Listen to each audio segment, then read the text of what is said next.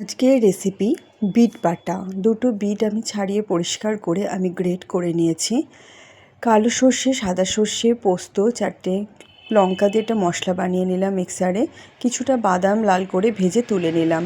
ওই তেলের মধ্যেই আমি দুটো শুকনো লঙ্কা, কালো জিরে ফোড়ন দিয়ে গ্রেট করা বিটটা দিয়ে কিছু সময়ের জন্য আমি ভেজে নিলাম।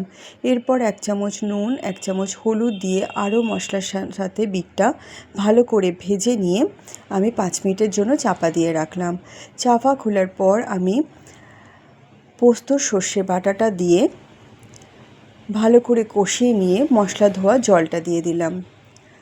জলটার সাথে বিটটা সিদ্ধ হওয়ার জন্য আমি 10 মিনিটের জন্য ঢাকা দিয়ে রাখলাম। বিটের জলটা শুকিয়ে আসলে তাতে আমি অল্প সামান্য একটু চিনি ও ভাজা বাদামটা গুঁড়ো করে একসাথে দুটোকে ভেজে নিয়ে সামান্য একটু সর্ষে তেল দিয়ে নামিয়ে দিলাম বিট বাটা।